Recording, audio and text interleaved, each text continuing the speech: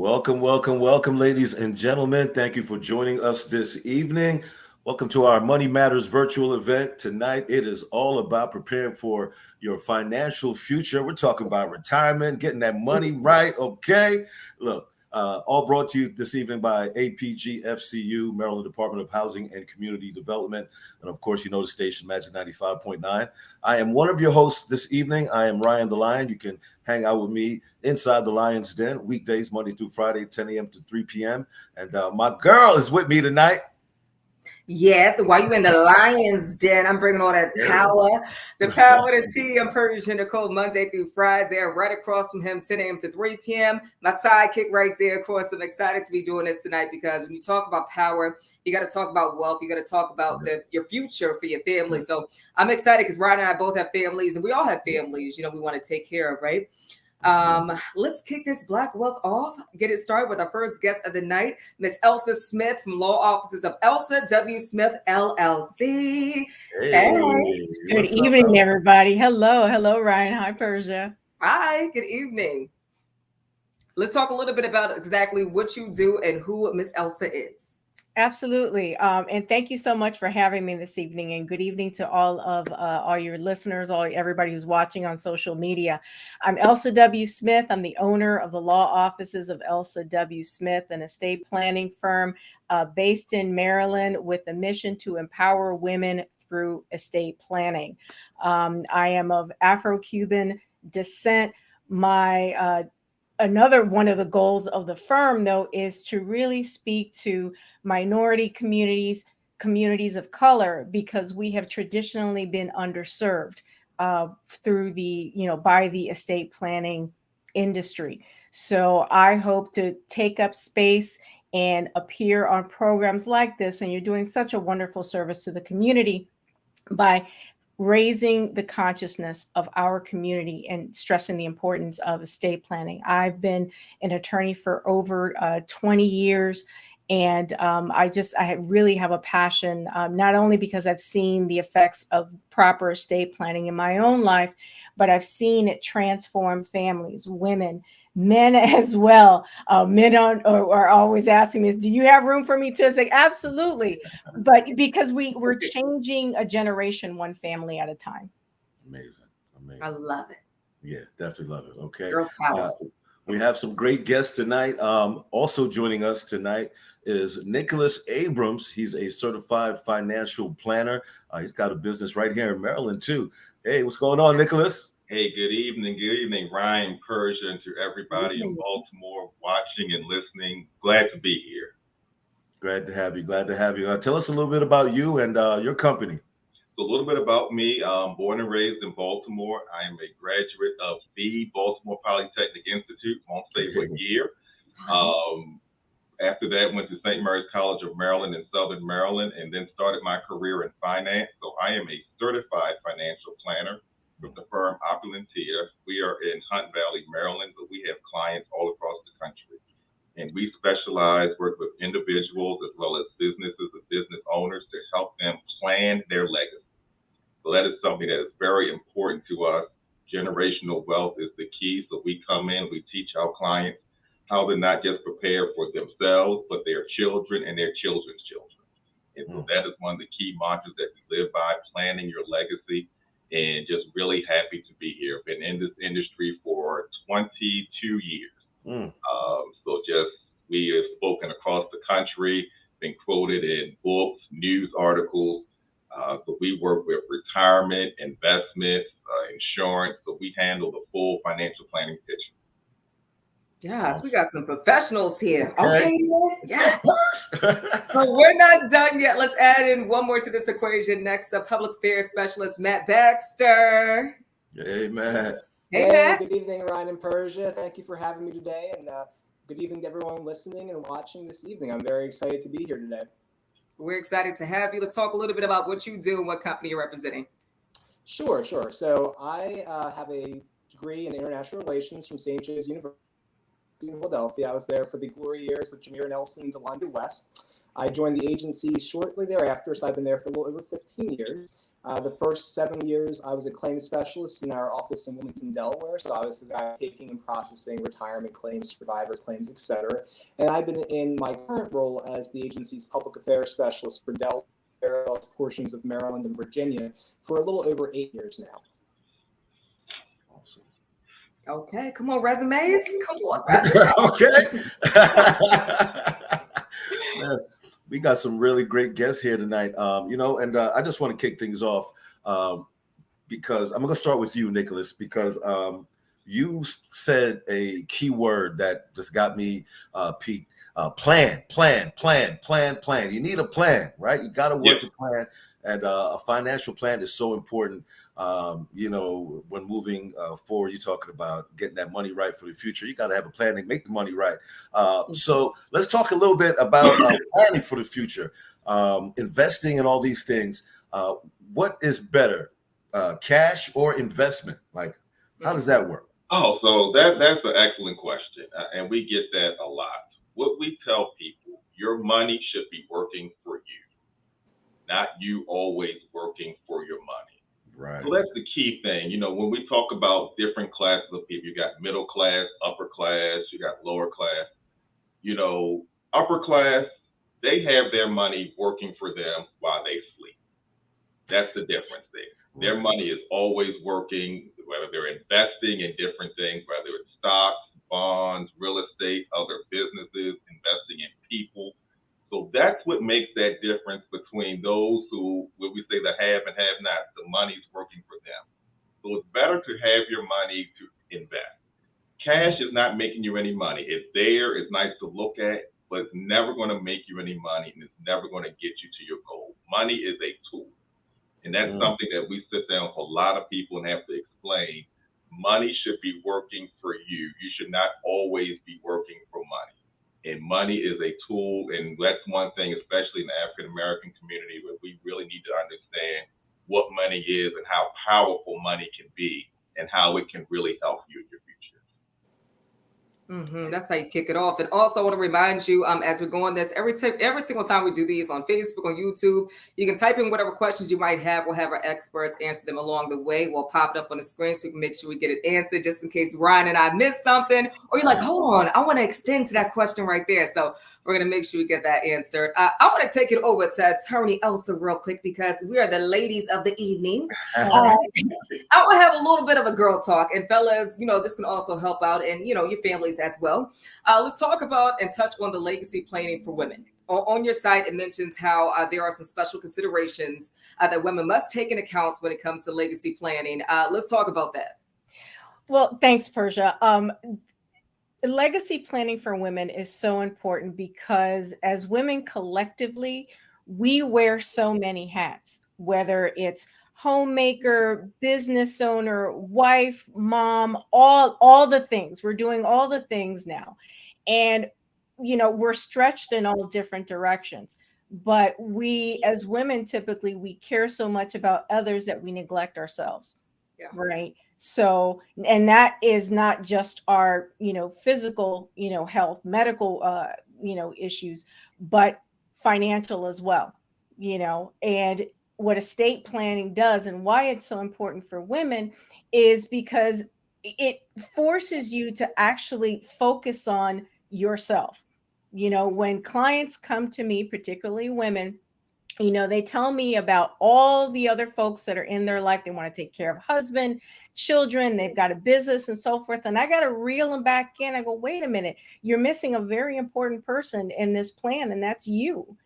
How are we going to take care of you? And it's not just about what happens to stuff when you die. I need you to have a better quality of life while you're still here. And that's a crucial component of estate planning. And once I get people to change that mindset, like, you're worth protecting, and now, not just the money that you have in your investments and in the bank, you as a human being are worth protecting now. Right. And it's reeling them in, changing that mindset. That's, in a nutshell, why it's so important for women, to have plans. And by the way, another thing is historically, and depending on, there are many generations that are watching and listening to us right now, but women of a certain generation have typically delegated or abdicated really their financial, power to spouses, to parents, and so forth. And so you have this situation where, you've got women who are 50, 60 years old and don't know how to manage their money, don't know how to, for people who even use checks anymore, can't balance a checkbook. Why? Because they'll tell you, oh, my husband already, was always the one that took care of the finances. Well, guess what? The World Health Organization has us women outliving men on average by 5 years, which means that we're going to spend longer times in retirement.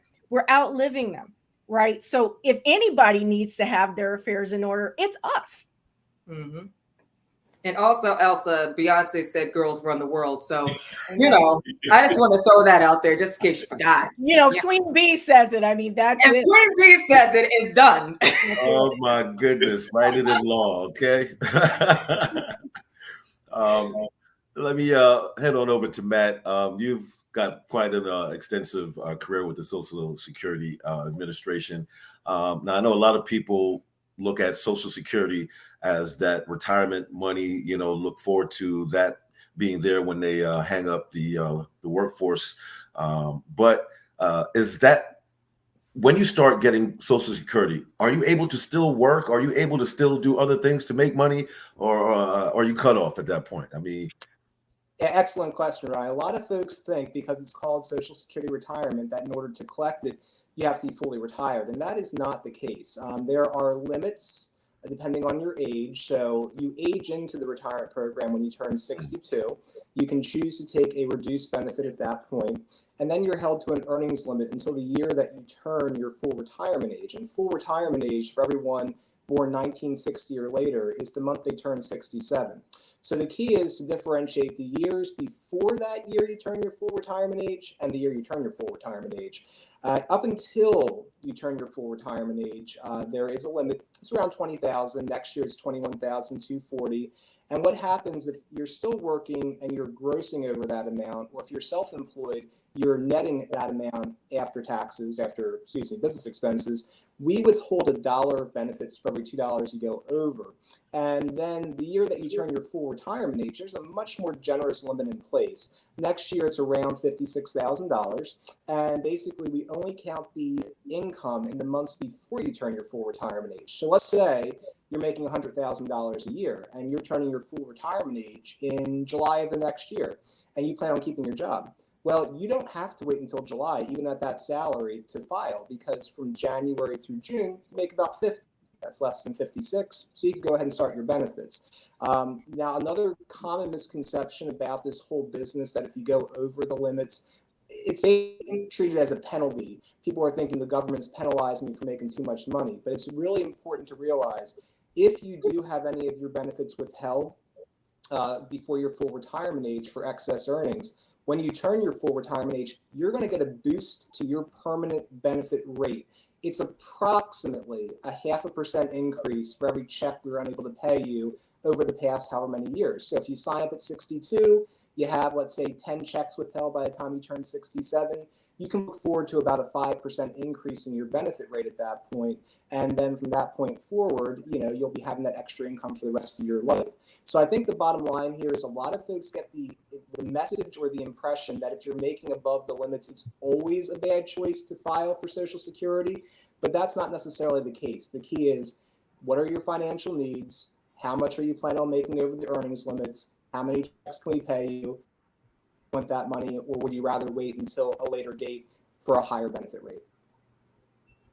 Okay. Great information. Who knew?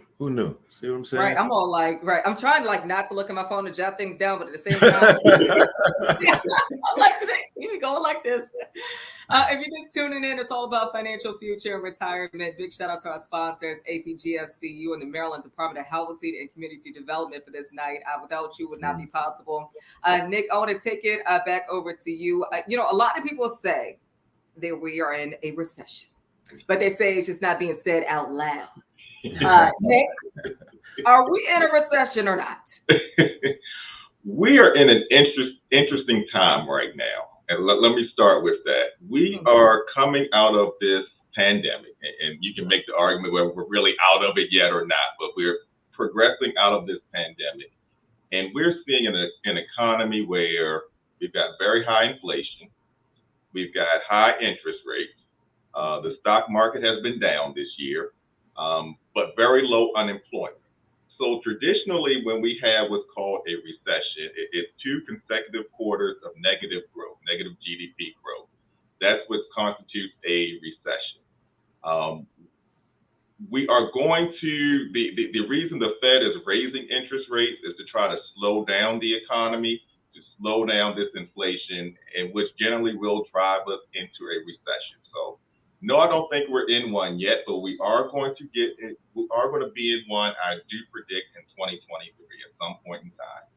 Depending on the experts, some people say early 2023, some people say later 2023. But it's going to be a very different recession from what we've seen in the past, because even if we look at it from the standpoint, companies are starting to lay off people. But because the job market has been so tight, those people that have been getting laid off have been able to find new employment just like that. So we're kind of writing the playbook on this new economic time that we're in, right, as we're going through it. So it's not going to be a 2008 recession. But I do think we're going to be in one. It's not going to be a very bad one, but we are going to have to see that recession happen to try to slow down the growth and get inflation down to make the price of goods and services more affordable than they are now. Yeah. What would you say are some things that we can do to maybe prepare for a potential recession in 2023? So what I tell a lot of people right now, one, take a good look at your finances. This is the time to take a look at it. Try to limit your debt. That's a big thing. And you want to also just making sure that, you've got money aside, that you look at your spending, which is very important. We're seeing, in the recession, we saw spending go down, savings go up. I mean, in the pandemic, we saw, savings go up, spending go down. Now we're seeing that reverse, more and more spending happening, less saving, less investing. So now's the time to really sit down, take a look at your budget, your spending plan, make sure you're on point with that. And also, look at your job situation. If you think you're in a situation where you might get laid off, now's the time to start looking at some other areas to get into. Maybe you want to take some online courses, get some additional certifications, get a gig, just try to make sure that you've got things in place so that, if the recession does happen, when it does happen, and you're one of the ones that gets laid off, you're able to transition to something else rather quickly. To keep the money coming in. That's really some of the key things that we're talking to people about. Really just making sure you're looking at your money. Now's a great time. It's the end of the year. You're ready to go into the new year. So this is the time where you really want to sit down and just take a look at, hey, what's my plan for the future? And if you need to make some adjustments, put a good team around you. And that's even more important. We always talk about the financial team. So it's a financial planner, a estate planning attorney, a good CPA. Put your team to work. Say, hey, where am I at? Where do I need to be? Get good advice. That really helps a lot of people. So many people don't want to go out and get the good advice, don't want to build a good team around them. And that's devastating because anybody that's truly successful has a team around them. Nobody does it by themselves. So having those key people around you be very important, especially during these bad times and good times. You want to have a good team around you. I agree. Christmas is canceled. All right, don't ask me for nothing. Speaking of all that too, man. Holidays coming up, Persia. Yeah, a lot of money being circulated, man. Okay. But okay, seriously. But Nick, you talked about investing in. Is it ever too late, or do you need to be making a certain kind of money to start investing, or can anyone jump in, man? No matter how much salary you're making per year. Anyone can jump in. So there's so many platforms out there now to start investing. A lot of younger people, they'll go online. and they'll start investing. And you can start with as little as $25 a month with any of the online programs. Those are the Robinhood, E-Trade, Ameritrade, all those different online brokerage companies. And so it's easy to start that way.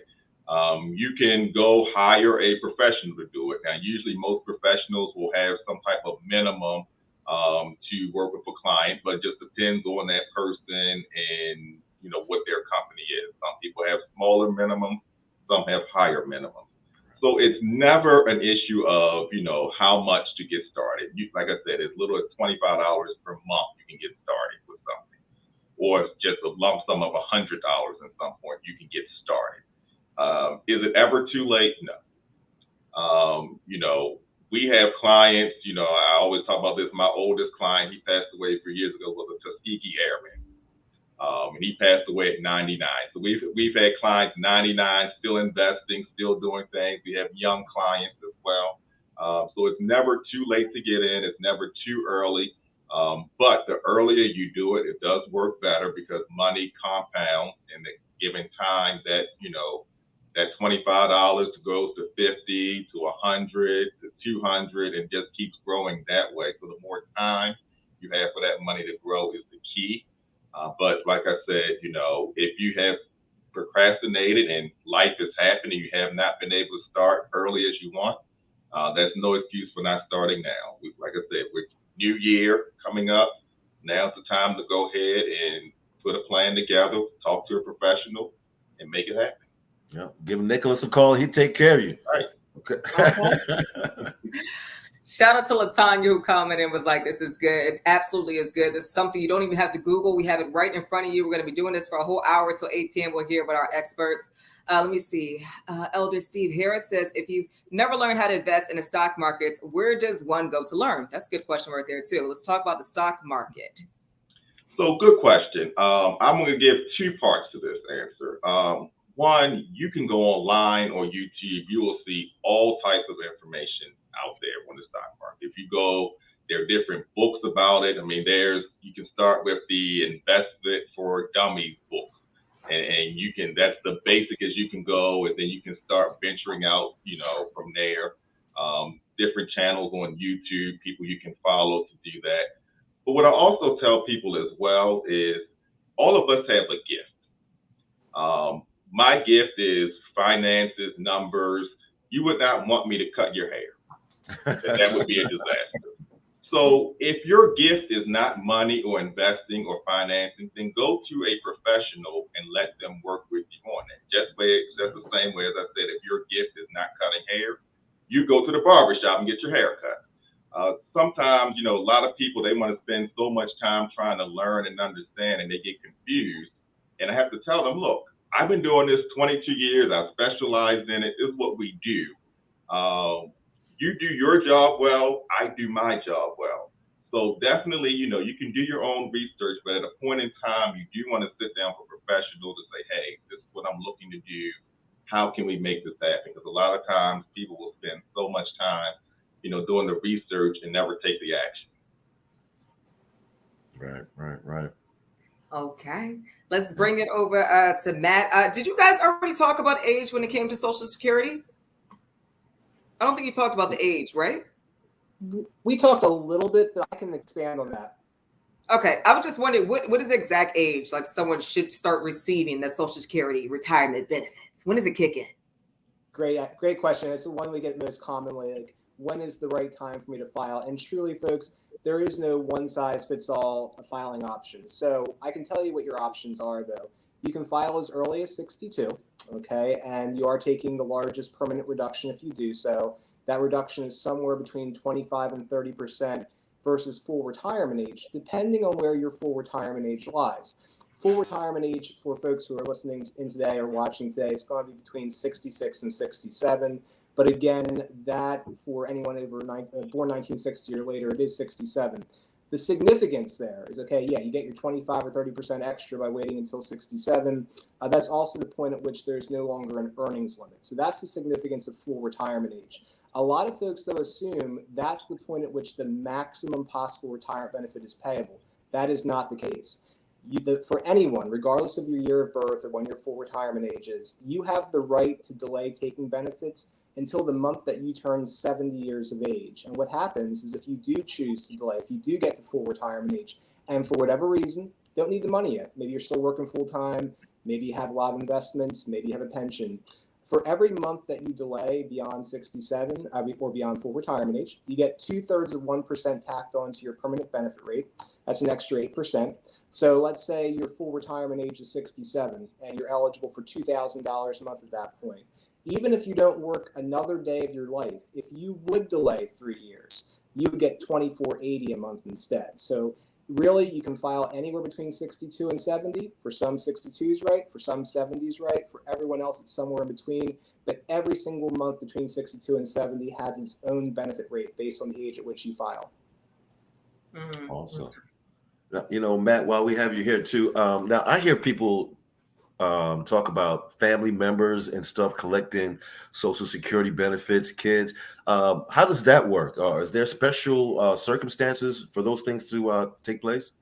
Sure. So if you are receiving either Social Security disability benefits, which covers folks from the time they turn 18 until they reach their full retirement age, or you're getting a retirement benefit, certain family members may qualify for additional benefits based on your work record without taking a dime away from your own Social Security benefits. So basically it breaks down into two categories. You got your kids and you got your spouse. So your kids are going to qualify for extra benefits on your record if they are they have to be unmarried, either minors under the age of 18, or they can still be in high school up until age 19, or finally there's a third category of children, and those are the kids who become disabled, unfortunately, before they turn 22. For that third category, it doesn't matter if when you file your disabled child's 45, 50 years old, they can still file a disability claim based on your work record, if approved, potentially get benefits on your record for the rest of their life, even after you pass away. Besides children, you got spouses. And so in order to determine whether your spouse qualifies, what we do, it doesn't matter when you guys actually each file your claim. Like you could file at 70 and your spouse could file at 62. What we actually compare is full retirement age benefit rates. And your lower earning spouse's benefit is less than 50% of your full retirement age benefit.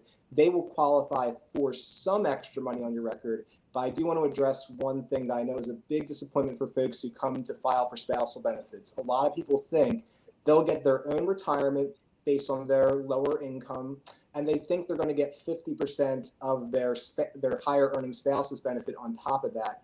It doesn't work that way. The combined benefit comes out to 50% of the higher earner's full retirement benefit, and that's assuming that the lower earner takes it at full retirement age. So, for instance, if your higher earning spouse's full retirement age benefit is $2,000 a month and yours is $900 a month, and you do choose to go until full retirement age so you have no reduction, you have to file for your retirement first so you get your $900. And then we take a look at what is the maximum spousal benefit. It's half of the higher earner's full retirement age benefit. The maximum benefit's $1,000. But guess what? We have to subtract that $900 you earn for yourself first. That leaves you with $100 spousal benefit. So in a nutshell, that's how the math works at full retirement age. If you take it early, which you can take spousal benefits as early as 62, just like retirement. Those benefits are actually also reduced, and they're actually reduced at a greater percentage than the retirement portion of the benefit by about 5% extra per month. Sorry, about 5% extra total. So that's how that works. This also applies in survivor situations. So no one likes to really think about that, but for long-term planning purposes, it's important to know your kids qualify for survivor benefits, and so does your widow or widower as well. Awesome. Good info. Yep. Let's take it back over to Facebook. We have a question. Dave Wilner says, you keep hearing in the news that the Social Security is in trouble. Is there a chance that it won't be around when we retire? Sure. So let me take a moment to address that elephant in the room. Every year by law, our Board of Trustees has to issue a report on the health of the trust funds. And there are trust funds for retirement and survivor benefits. There's a trust fund for disability benefits, and there's a trust fund for Medicare. And whenever that is released, which is usually in the spring, it's front page news for a day. It's big news. And a lot of people read the headlines and they see things like this year. You may have seen a headline saying the Social Security trust funds are set to exhaust in 2035. And if all you're doing is reading the headline or hearing a little snippet here or there, it's understandable that a lot of people think, oh, that means all the money's gone in 2035. So I guess if I'm not on benefits by then, I'm not going to receive anything. But that couldn't be further from the truth. What's important to realize is that the FICA taxes that are being taken out of your and my paycheck right now are funding the benefits of your older relatives, your older friends, your older former colleagues who are already on Social Security. So as long as the FICA tax remains in place, there will always be income to the program. The issue is that if the trust funds do exhaust in 2035, we can only from that point forward pay out what we take in. And so the worst case scenario, as presented in the most recent trustees report, is if Congress takes no action to reform Social Security prior to 2035, everyone's benefit rate across the board will be cut by about 20%. And then we'd be in a position to be able to pay that with expected incoming FICA taxes until close to the end of the century before any further reductions be required. So I realize that's not great news, but it's not like if you're not on benefits by 2035, you get nothing out of the program. So that's the most important thing. As long as the FICA tax remains in place, there will always be plenty of income to pay out even beyond 2035. Okay, so Dave, I think we'll be okay. Yeah, we're still good there. We're still good. Go ahead. Yeah. I wanted to take it to Elsa real quick because Elsa, you don't know this, but we have a connection. The University of Miami School of Law. I heard that you have some. All about the U, baby. Yes. Now, I worked at the law library for about 8 years. I think you left a little bit before I was there. But I learned a lot about estate planning, and that's where I learned what that actually was. But when we're talking about generational wealth, is there any risks when it comes to making your kids beneficiaries? Is there any issues there or possibility?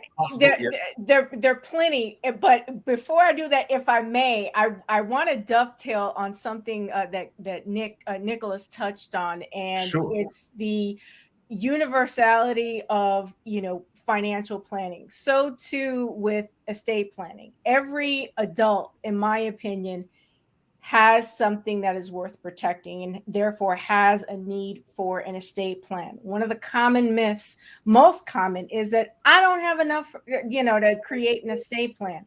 Baloney. If you have a bank account, if you've got a car, any asset, you have an estate. And estate planning is about how you are managing everything that you own. And that includes investments, all life insurance, all of that is in the universe of your estate plan. So I wanted to just touch on that. And the second thing, there is something that it's huge, and it's been happening since 2018, and it's called the Great Wealth Transfer. So from 2018 to, I believe it's estimated to the year 2047, approximately $70 trillion are being transferred to future generations. Now, why is that important? It's because Black Americans in large part are out of the mix. Why? Because they're not adequately planning. They don't have estate plans. Their estates go through probate, or they die intestate. That means dying without a will, which means that the state is taking larger and larger chunks. And another thing that which directly ties to what Nicolas does is the naming of beneficiaries in your any financial instrument. The lack of naming beneficiaries is a huge faux pas. I mean, that is one of the most direct ways that you can transfer wealth, and making sure that your beneficiaries, not only in your financial tools, but bank accounts as well, are all updated. Why is that important? Because if you have a beneficiary that dies, then and if you have what's called a contingent beneficiary or a backup beneficiary, then what's going to happen is that those funds are just going to end up going to your estate, which means that they're going to have to go through probate, chunk, get ready for taxes and everything else to come out of that sum, which should have gone to someone in your family or a loved one. The fact is that you have lost control of that for failure to name a beneficiary or failure to update that. Now, to the point that you were talking about, why, what's the risk of, having children as, naming beneficiaries? I want to tackle that from two angles. One is naming minor children as beneficiaries. A huge mistake when it comes to, life insurance policies. People think that, for example, well, I'm just going to leave this $1 million life insurance policy, the proceeds thereof, to my 15-year-old, right? And what I try to get people to understand is, let's say if it wasn't a 15-year-old, let's say if it was a 3-year-old, would you give $1 million to a baby? Of course not, right? Because minors are not legally able to inherit money or accept funds from a life insurance policy, for example. What's going to happen in that situation is that there will need to be a guardian appointed over those funds, which means that somebody's going to have to go to court, which means that there's attorney's fees and costs that are going to have to be paid to have someone appointed to manage those funds until that child is of age. Now, here's the other thing. Let's play this out. That, now newly minted adult is going to get $1 million. You think that's a good idea to have an 18-year-old walking around with $1 million? Right. What are the chances are, that she or he are going to, take a long weekend at Cancun? One-way ticket. It's insanity, right? So that's another reason why estate planning is so important. In that same scenario, what should have happened is perhaps a trust should have been created so that those life insurance proceeds would have gone into the trust, have someone, a trust known as a trustee, manage those funds for the benefit of that child who is now an adult. And the neat thing about trust planning, including a trust in your estate plan, is you can stagger the distributions out to say, X amount when, the child is, say, 25, 35, and so forth. And you can even add additional conditions depending on, let me be frank, if the child is just a hot mess and can't, manage money. Right. And you don't want them eating, peanut butters and crackers under a bridge somewhere because they blew it all in, during the first couple of years. So, in order to just have that, give that child, now adult, some security in that situation, estate planning is such a powerful tool. The other thing as to why naming children as beneficiaries can be a problem is, let's say we're not dealing with a minor child. Let's say we're dealing with an adult child, but the adult child has maybe substance abuse issues, right? And it's just, would be a danger to him or herself or others if they came into a significant sum of money, right? Same principles. You can establish a trust for that child's benefit. Again, having someone manage that. And when I say a trustee, it could be any responsible person, that you trust in your family could be named as a trustee. And in some cases, you may not have anybody, then there's something called a corporate trustee. And depending on the size of, the inheritance, it might be wise to consider that option. But I've given you at least two scenarios, which are very common. And I see it a lot in my office, and because I have I guess, the honor and the privilege of dealing with families, working with families from all different socioeconomic strata, right? And let me tell you something.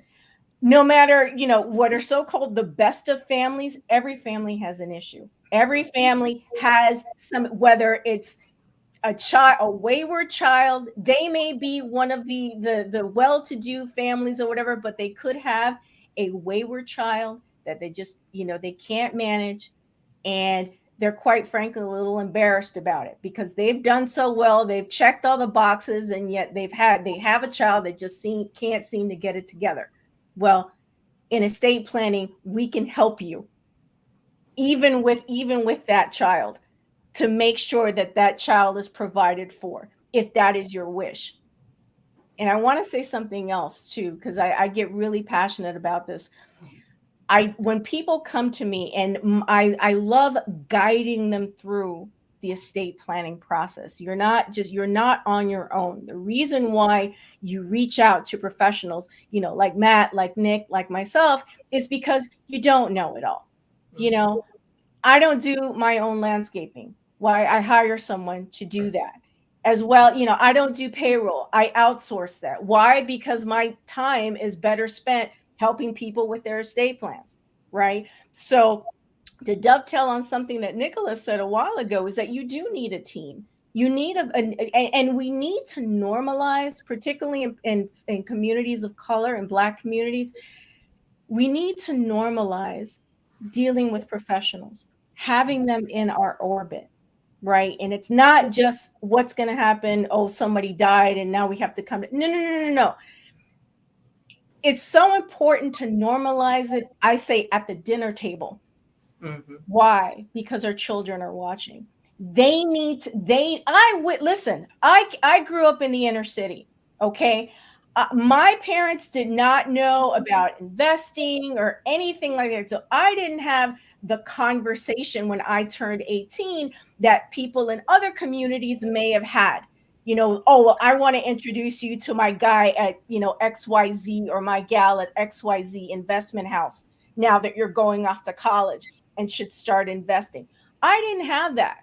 Right. So I learned that later on in life. So we need to start normalizing all of those conversations, not only about investment and what happens to, Social Security, when you're ready to, to accept that, but also estate planning, and that is how we right the ship. We close that, that dreaded racial wealth gap, which, we narrow it, and we have to right this ship. It's kind of like changing the trajectory of an aircraft carrier. It takes time, but it can be done one family at a time, one person at a time, raising that consciousness, talk to your friends. Once you've got your estate plan done, talk to your neighbors. I bet you there's at least one family, one neighbor that you have that doesn't even have a will. Yeah. The stats show, Ryan and Persia, that over 70% of Black Americans do not even have a will. That should just send shivers down your spine. That means that we are not being proactive about what we have, and we're not being proactive about making sure that our future generations are protected. When they're tools, we know more now, and when we know better, we need to do better. So yes, I'm on my soapbox because I love it.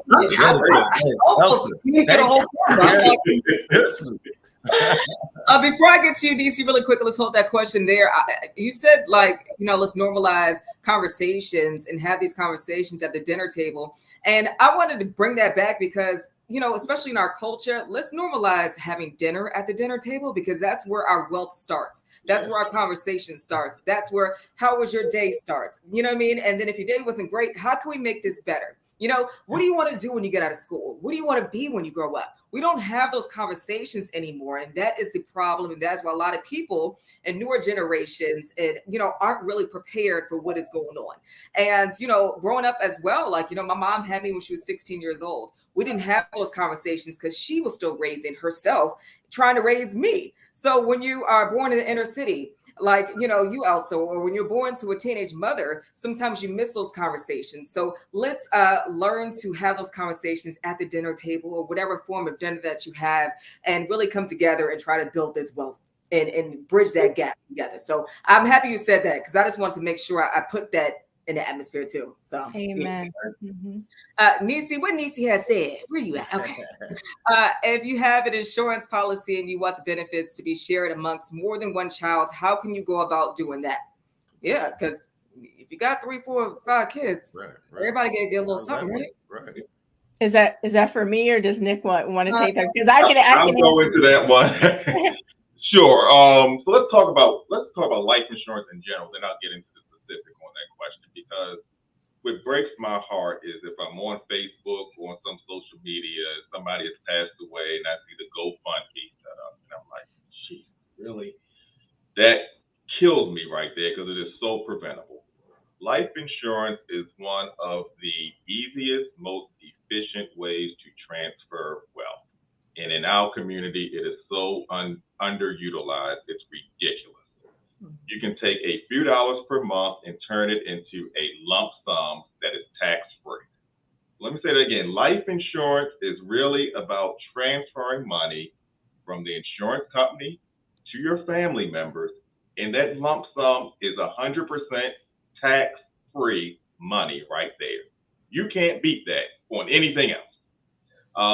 And so we talk about life insurance. It is really something that people are nervous about, they tense up about, because it is a difficult conversation, because you're talking about mortality. But we have to face reality. We all are going to go at some point in time. None of us are here forever. We wish we could all live forever, but that's not going to happen. So especially, you know, families, even if you don't have families, get some type of life insurance policy. You know, if you can go to happy hour, if you can get Starbucks, you know, I have people come to the office, they talk about how big their house is, they talk about how big their car is, but have no life insurance. That's ridiculous. Absolutely ridiculous. You can get a policy, you know, and not just a $5,000 or $10,000 death benefit. We've got to get away from that. That's what our grandparents had, great grandparents. You know, you should be looking at 6, 7-figure life insurance policies. Once again, that's how other cultures and communities transfer wealth. Now, people always say, well, what type of policy should I get? Term, whole life, permanent? Both are well. Both are good. Both serve the purpose. But I want to talk about the difference for a minute. Term is temporary. It's relatively low cost, but at a point in time, it is going to expire. So, you know, you have to look at, and this is where planning comes in place. There are some companies who say buy term and invest the rest. Sometimes that works. Sometimes, honestly, that does not work, because life happens. Permanent policies are meant to last as long as you live. So a lot of times you might buy a combination of term and permanent, because that term is going to expire, whether it's a 10 years, 20 years, or 30 years. So if you get a 20-year term and you're still alive and you still have a mortgage, you've got other obligations, then you got to go try to get more insurance, which is going to be more expensive. Plus, depending on your health, if you have a health condition, because one of the things with insurance, they look at your age, they look at your health. If you're not in good health, it's going to be more difficult or more expensive for you to get an insurance policy. So that's why I encourage people, the younger you are, get it early and get as much as you can, so you don't have to worry about going through the process later on in life. So when you look at that with your insurance, you can do term, permanent. Permanent, like I said, can build cash value that you can use to help for retirement. That can be used to help pay for college, vacation home, whatever you want to do with that. But both of them have the same purpose, to have some type of death benefit in place. There's some other features that are there. We might get into that a little later. Now, as far as naming your beneficiaries, you can name, you know, when you have your insurance policy, you can list more than one person as your beneficiary. So if you have 4 kids, for example, and you want to leave each of them an equal amount, you would list each kid on the beneficiary page, 25%, 25%,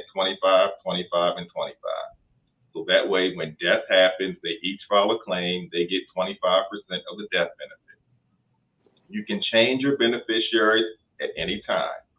So if it is that kid that you just don't want to be around, or if you're married and you no longer stay married, you can change the beneficiary. And this is something that should be reviewed. Your insurance policy should be reviewed at least every year, 1 to 2 years, because situations happen. And sometimes what will happen is people get married, they list their spouse as a beneficiary, they get divorced and never think about changing that beneficiary. And if something happens, that ex-spouse, whether how much you love them or not, will get that death benefit. Right. So once again, having that team around you to make sure that, hey, you're naming the right person as the beneficiary or you're updating that is the key. Another thing I will say is be cautious of naming people who you are dating as beneficiaries. I have seen that happen more than once. Please be very cautious with that because, dating is very easy to get in and out of. And once again, I've gotten phone calls from people, who's my beneficiary? And I'll say this name. We broke up 3 years ago. I didn't know that. So, you really want to have some thought in who's your beneficiary. And like I said, life insurance is something that we all need. And sitting down for a professional can see what type is better for you, term or permanent, or whole life, and what amount you need. And I will say this, stay away from people who say only one type of insurance is good for you. That's so not true. They're not really they're not doing the best for you. Each client is different. So you just want to make sure that you have somebody that's sitting down and educating you on the pros and cons of both and making sure that you find the right coverage for you. That's the key. Okay. Do you want to take on Asia's question really quick about life insurance? Okay. What do you recommend for people that have pre-existing conditions and can't obtain it? So I will say it depends on the condition. And I will say this, years ago, HIV was an automatic knockout. Now there are companies that will insure people with HIV. So it really depends on what your condition is. Now, if it is something that, absolutely we cannot do, there are different type of policies out there that will ask limited questions. Their death benefits are smaller, so there could be an option to get coverage. If that's the case, then we might need to start putting some money in some type of an investment account, maybe an annuity or something, so that money is there to help pay for your final expenses. Or you can look at prepaying, going to a funeral home and prepaying for some of your expenses early, so those are taken care of. Awesome. Okay. All right. Hey, Matt, I do want to ask you something really quick. Social Security, retirement, those benefits. I know, we talked about, working while you still are able to get your Social Security. Now, what about Medicare and health benefits? Is that something that automatically happens when you sign up for a Social Security, or is that something you got to do separately? So it depends. It depends on when you sign up for your Social Security retirement. If you are on Social Security retirement before you turn 65, you will be automatically enrolled into both parts of traditional Medicare. Part A is hospitalization. Part B covers your medical bills. So you'll get your card in the mail a couple months before you turn 65. However, again, a lot of folks think that Medicare enrollment is automatic for everyone. If you have not signed up for Social Security before you turn 65 and you do want Medicare, you have to file a standalone application with us. And I recommend doing that as early as you can, which will be 3 months before your 65th birth month. Okay. Okay. Matt, I want to keep it with you really quick because, a lot of people lately, I don't know if it's been since the pandemic or what, have received a lot of scam calls pretending to be Social Security, an employee from Social Security. How can you protect yourself from all those credit card and scammers, Matt? What are we doing? Absolutely. So there has been a massive gift card scam involving Social Security impersonators. It's been going on since before the pandemic. I think it's gotten even worse during the pandemic. I think to a person, almost all of us by this point have tried this. I personally have received oh geez, at least a dozen voicemails, like threatening voicemails on my personal cell phone. And the funny thing is, I've actually gotten 2 of these calls on the cell phone issued to me by Social Security, my business cell phone. And so, what Not the can you business do? number. Yes, they're calling every number combination that's out there. They don't know you from anyone, but they do know, hey, maybe this is a phone number, maybe it's not. Let's move on. Anyway, so how you can distinguish a fraud call from a legit call. Usually legitimate calls from Social Security are ones that you initiated. You want to file your claim, so you set up a phone appointment, and we call you around that time on that day, and the person introduces themselves and say, I'm here to take your claim. Or maybe you've faxed or mailed or called us in with a request for assistance. Then you get a call back about that very matter. Those are legitimate calls. But 2 red flags where it's always a scam call, no matter how scary the message is one, if you get a call from someone saying they're from Social Security, threatening you with legal action, some company's coming right out and saying, if you don't call us back, we're going to have you arrested. Number 2, if you do that on the phone with one of these scam artists and they bring up that you need to pay a fee by gift card in order to make whatever the issue is go away or to resolve the issue, that is also always a fraud call, because we will never call and threaten you with legal action, and we will never ask you to purchase a gift card for us. Once those gift cards are purchased, they're going to ask you to call a number back, and they're going to claim they're going to transfer that money over to the Social Security trust funds. Believe me, once you call that number and give that information over, that money is as good as gone. So please, whatever you do, if you're scared, if you get a message and you really do think, oh, geez, if I don't respond to this, I might get in legal trouble, call your local Social Security office. Go into your local Social Security office and say, this is the message. Can you look at my record and see if there truly is anything going on here? Yeah, I'm pulling up. I'm not making no more phone calls. I'm at the dump. Another great reason to make sure you have a good team around, okay? Exactly. Okay. We don't have that much more time left, about like 4-ish minutes. Really quick, Stacy says, what is the best plan of action when planning your financial future starting at a later age, 42, Stacy says. I'll take that. Stacy, that is not too old to start planning your financial future. That's a perfect time to start. What I tell a lot of people is figure out what your goals are. Take some time and think of the top 3 or 4 things that are really important to you that you want to get accomplished, what those goals are. And then that's when you start talking to a professional. So these are some of the things that are important to me. This is what I've done. This is what I've not done. How do I get to the next step? Because if you don't take that initial step, you put it off and put it off, so that 42 becomes 52. Then you'll look up one day, you're 60, and it's like, wow, I want to retire. I want to do X, Y, and Z, but I just never got around to doing it. I just kicked it down the curve. So over the holiday season, this is where you talk to your family, your loved ones, like Elsa was talking about. Sit down and say, hey, these are some of the goals that I have. What's my vision board? Put that together, and then take it from there. I love it. Should we get some resources here, Ryan, and some websites? Yes, let's do it. Definitely. Let's start with Matt first. Give that Social Security website and let us know about the website and all the things you can do on there.